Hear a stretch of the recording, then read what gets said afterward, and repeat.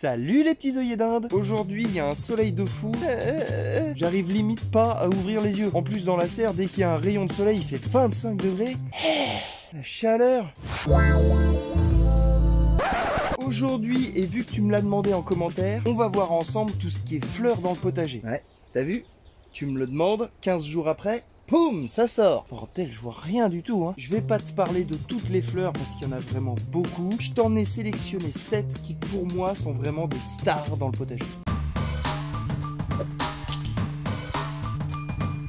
Alors déjà, pourquoi est-ce qu'il est primordial, je dis bien primordial, d'avoir des fleurs dans son potager? Bah déjà, vu que je considère que t'es pas stupide, tu sais très bien que la plupart des légumes à fruits ont besoin d'une pollinisation pour obtenir ce fameux fruit. Donc il te faut des insectes pollinisateurs. Et ben les fleurs vont les attirer. Un petit truc au niveau de la couleur, ils sont beaucoup plus attirés par les fleurs bleues, mauves, dans ces tons-là, violets, que par une fleur jaune par exemple. Même si les jaunes attirent quand même. Je te dis pas de pas en mettre, mais il y a une couleur qu'ils préfèrent. Donc les fleurs dans le potager, bah ça va vraiment tous les attirer et c'est vraiment essentiel que t'en aies. Et puis deuxième avantage, mais ça on va le voir plus en profondeur en faisant fleur par fleur, et ben ça va repousser certains insectes qui eux par contre, on veut pas trop les voir dans le potager, tu vois. Donc sans plus attendre, le listing des stars. Les nominés sont l'œillet d'Inde.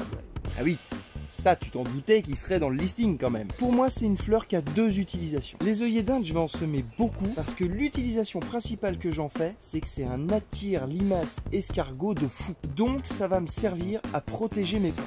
Pour un exemple, je vais en mettre en plein milieu des salades. Et là, tu peux être sûr que tes salades, elles sont tranquilles peinards. Ils vont aller bouffer ton œillet d'Inde. Un bon sacrifice pour la bonne cause. Et l'autre utilisation que tu peux en faire dans ton potager, eh ben l'œillet d'Inde, ça a une très forte odeur. Donc ça va éloigner toute une panoplie d'insectes que tu veux pas forcément voir ici. Notamment les pucerons, les altises aussi, les mouches blanches, autrement appelées alerodes, et la mouche de la carotte. Ça, c'est pour son odeur. Les racines de cette petite fleur te permettent aussi d'éloigner les nématodes. Alors si tu sais pas ce que c'est une nématode, tu vas voir sa tronche sur internet, tu trouveras forcément une petite face photo de la bête, mais en gros c'est un insecte qui est dans le sol et qui va manger les racines de tes tomates. Et l'œillet d'Inde, du moins les racines de l'œillet d'Inde, vont te permettre de les éloigner. C'est pour ça que souvent dans des potagers ou des vidéos de potager, tu vois l'association tomate œillet d'Inde. Mais c'est pas que pour ça qu'il y a cette association. Difficile à prononcer, hein, surtout avec un soleil en pleine tronche. L'œillet d'Inde a des vertus pour booster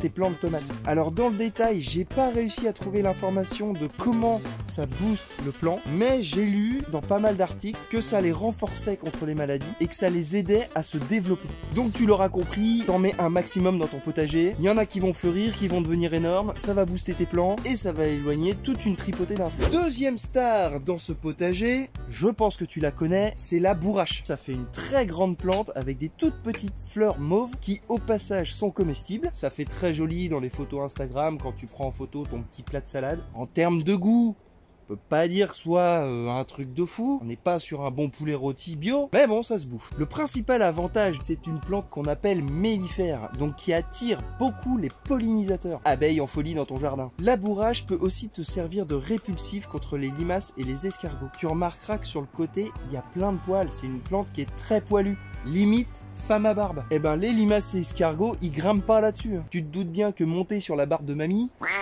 c'est pas leur kiff. Et vu que c'est une grande plante, tu peux te permettre d'en prélever pas mal de bouts, de les mettre autour de tes plants, et ça protège, ça fait comme une barrière, tu vois. Imagine, on est dans un film du Moyen-Âge, les branches de bourrache, c'est comme un méga rempart. Un point important quand même, c'est l'emplacement où tu vas la mettre. Parce que la bourrache, ça fait beaucoup de fleurs, donc beaucoup de graines, et ça se ressème très facilement. Là où tu vas avoir une bourrache, l'année d'après, tu vas en avoir peut-être 150, ça fait du désherbage si tu l'as pas bien mise. Alors un conseil, au passage, c'est gratuit, je t'en prie, tu la plantes ou tu la sèmes en bordure de potager. Troisième indispensable pour le potager, la capucine. Alors la capucine, c'est une plante que moi j'appelle courante et pas grimpante. Ça va faire de très très longues tiges, ça va envahir ton potager, hein, on peut le dire. Fais attention où tu la plantes. Je te donne une petite astuce que moi je pratique ici. Je la fais pousser en hauteur. Je me fabrique une petite structure avec 2 bâtons. Je mets un petit grillage au milieu et je tortille au fur et à mesure la plante dedans. Comme ça, elle me prend pas de surface au sol, mais elle peut s'épanouir à fond quand même.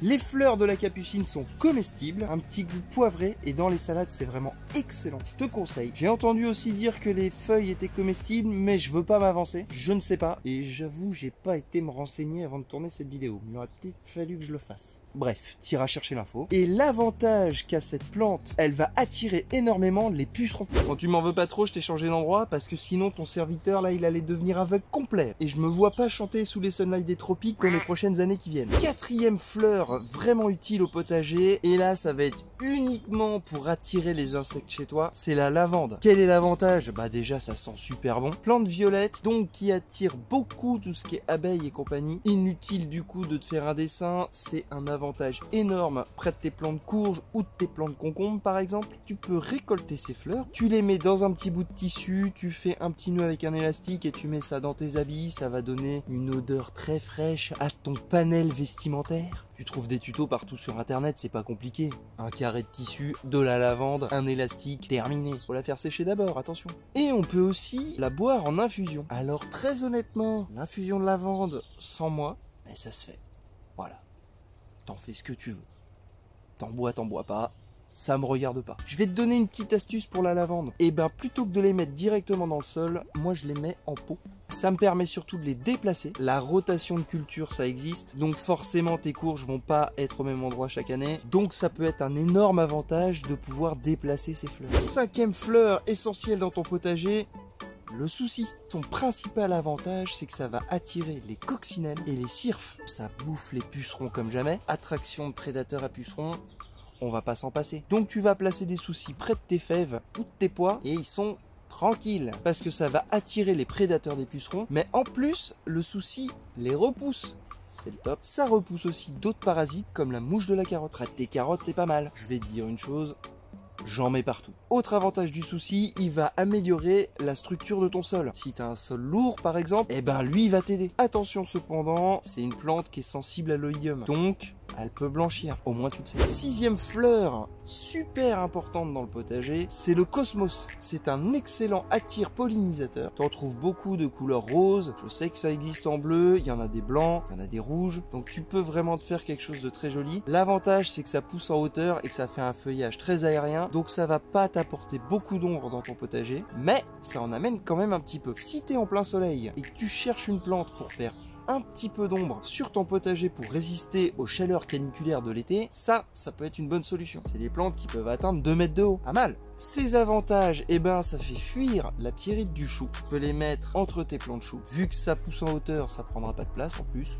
Nickel. Ça améliore la structure de ton sol en affinant la terre. Et ces feuilles, quand elles balancent dans le vent, troublent la vision de certains ravageurs. 7e et dernière fleur qu'on va voir ensemble aujourd'hui, qui pour moi est la plus atomique de tous, la sauge médicinale. Parce que des sauges, il en existe beaucoup, je parle pas de l'espèce de buisson fleuri. La sauge fait des fleurs mauves, c'est un excellent attracteur de pollinisateurs, vraiment excellent. Ça va éloigner les pucerons, la pierrite du chou, la mouche de la carotte, les limaces et escargots, et j'en passe. Un autre avantage, c'est que pas besoin de la cultiver au sein même de ton potager, tu peux la mettre en bordure et tu pourras prendre des petits rameaux frais que tu iras directement planter dans ton potager entre tes légumes. Et après, il y a tout le côté que ça peut t'amener niveau santé. On va sortir un petit peu du potager et des avantages que ça amène directement dans celui-ci. Mais au niveau santé, la sauge médicinale, c'est une bombe. Par exemple, tu as une petite blessure, tu peux prendre ces feuilles, la frotter dessus, ça va aider à la cicatrisation. Tu peux en faire des décoctions ou des infusions. Alors là, attention,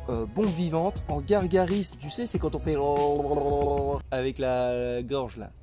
Tu vois de quoi je parle? Et ben ça permet d'apaiser la toux et les maux de gorge. Pas mal. Et puis c'est 100% naturel. Alors petite parenthèse, je me dégage de toute responsabilité quant à ce que tu fais. Le monde de fou dans lequel on vit maintenant, on sait jamais. Donc tu fais ce que tu veux, moi je suis responsable de rien. Mais J'ai lu qu'on pouvait en boire pour faire baisser la fièvre, que ça facilite la digestion, que ça traite les diarrhées et même certaines douleurs. Je te laisse aller checker sur l'immensité du web toutes les vertus médicinales que cette plante a. Et honnêtement, une fois que tu as un plant dans ton jardin, t'as plus rien à faire, ça repousse chaque année. Why not? Voilà, comme je l'ai précisé en début de vidéo, c'est pas toutes les fleurs qui sont utiles dans un potager, il y en a beaucoup d'autres. D'ailleurs, si toi t'en as des indispensables, je te laisse les mettre en commentaire, ça pourra aider bon nombre d'entre nous, moi y compris. J'espère que cette vidéo te sera utile. Si c'est le cas, n'hésite surtout pas à la partager. Aidons-nous les uns les autres. Je te souhaite un bon début de saison. Prends soin de toi et de tes proches. Au revoir!